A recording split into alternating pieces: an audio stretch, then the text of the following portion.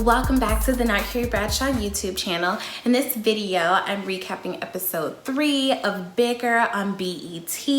This show continues to just give me laughs and giggles and make me just a little bit homesick. So this episode starts off with some very lackluster sex between Lane and Greg. And it's like Greg is trying, but even his trying is bad. And I really like to believe that communication can fix almost anything. But I also think that sexual compatibility, it's just an important part of a romantic relationship for some people. There are people for whom it's not an issue. And it really does suck. I was having a conversation with one of my friends the other day where they were like, you know, if all things being held constant, if everything else was good in the relationship, could you be with someone who just was not great in that area? And I was like, oh my God, I don't know. Like, it's so hard to, or it has been hard to come across guys who provide, you know, emotional and mental and, you know, that kind of safety and support. So I wonder if I found someone like that, would I, you know, would this be a deal breaker? And I hope to just never find out. But I love that he was having this conversation with his assistant during a pap smear.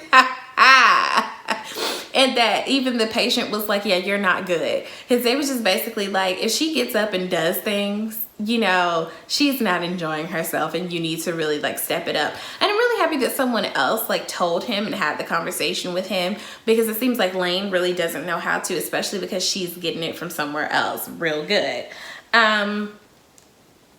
Okay, so Dion is really trying to figure out what to do about his white coworker's use of nigga during the karaoke sesh in the last episode.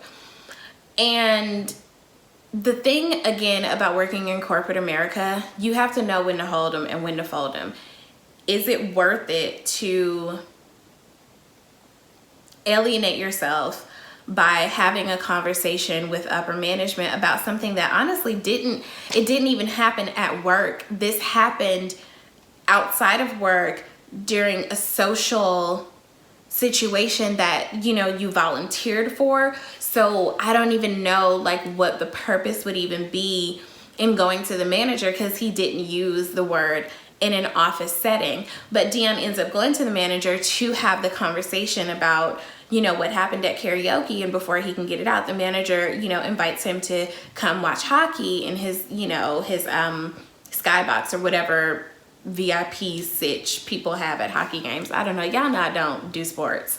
And he decides just not to say anything. And the thing is, I get it, because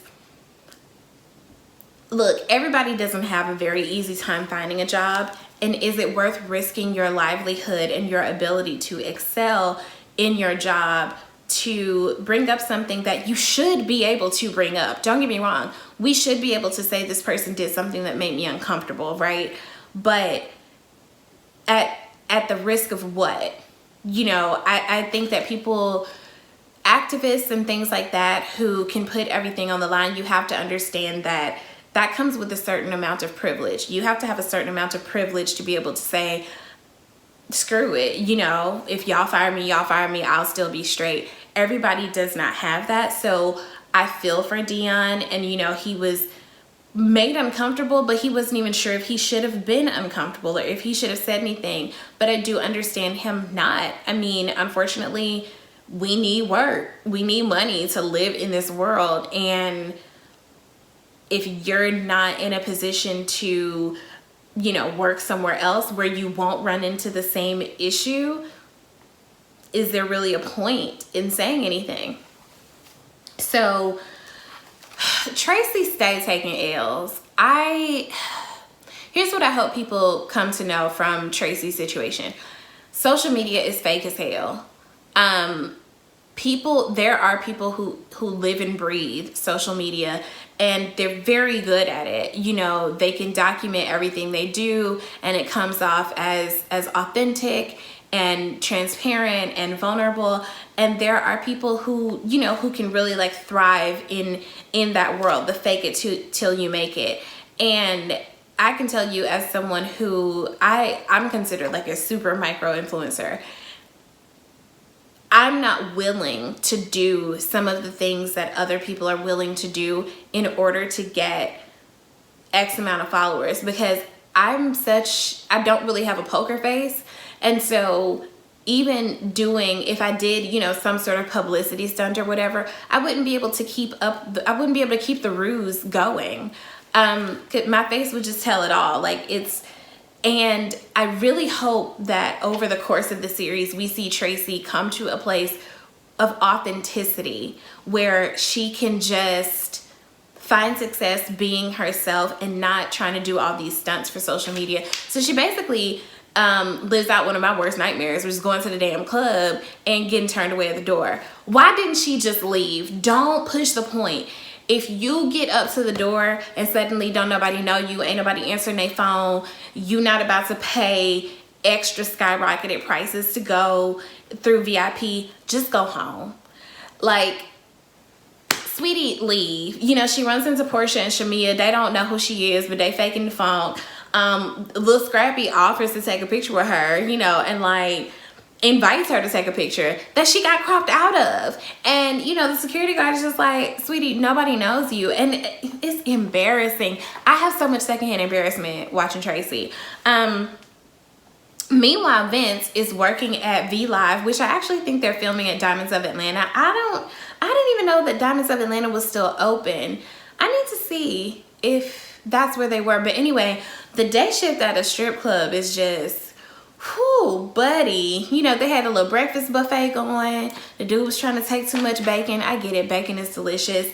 But he's, you know, asking the owner, like, when can I work a night shift? And he's like, you have to have a presence. Like, and Vince is very much like, he has no swag about himself, you know, and DJs these days are legit celebrities in their own right. And while you might have the talent, you don't have the presence. And again, that's one of the things that sucks about social media, because it's really about the perception more than the reality.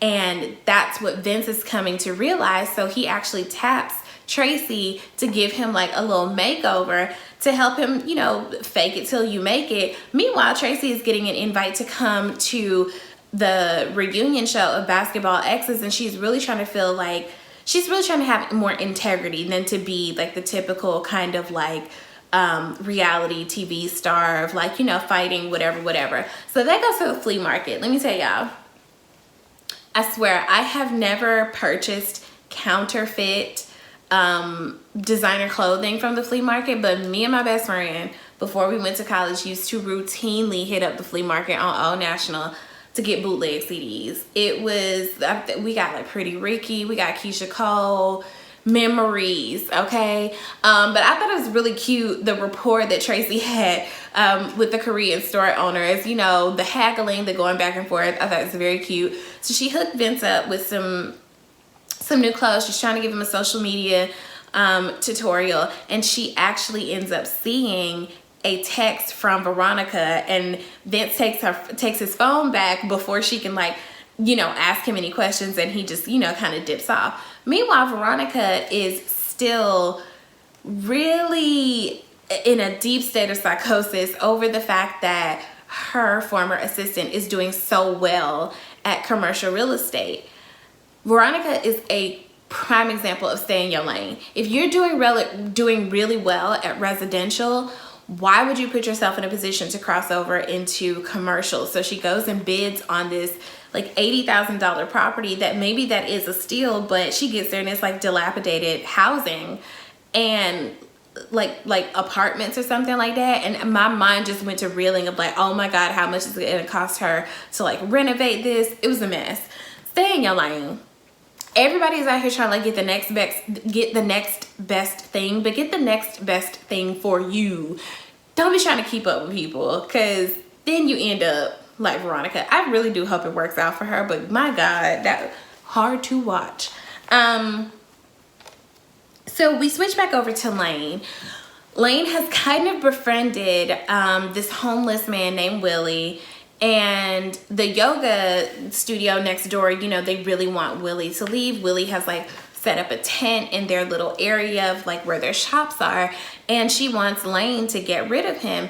Lane feels conflicted about this because come to find out, Willie is a veteran who basically suffered really bad PTSD from fighting in Afghanistan. And when he came back to, you know, the States, they just didn't really have very much for him. And I really appreciate them having this character because we need to humanize people who are living in poverty and suffering from homelessness. It's really not a choice, and it is not a moral failure. And it was just so hard even hearing that story, you know, because he's like, I understand, like, if you want me to leave, I'll leave, you know, but he came back to this neighborhood because it's the only neighborhood that he knows. And also really pointed out that, like, you know, Lane is a gentrifier too. You know, the neighborhood was very different before it got, you know, hipstery and all these things like that. And she's just not comfortable kicking him out of what was really like his home first. And the fact that he doesn't have anywhere to go, or, you know, he is suffering from mental illness from having fought for this country. And it really makes you upset about the way some veterans get really thrown away. They get used to fight in other countries and see and enact horrors that they aren't mentally prepared or mentally treated for, and they're just thrown away. So that actually made me really, really sad. And you can tell that Lane is really struggling with what exactly to do about that, and like how to help him. She doesn't really want to kick him out of his tent. So that part was really sad and hard to watch. So they go to this toy store. Chad. Greg is really trying, but Greg is just such a cornball and he does not know what to do. And again, I'm so fascinated at the fact that he's a gynecologist but has no idea how to pleasure a woman. It is fascinating to me. So, you know, Lane is uncomfortable because there's like a skeevy guy, you know, kind of hovering around. And she's like, you know, I'm gonna be in the car. And what he jumps out with when they go to have sex, it's just like, oh, honey.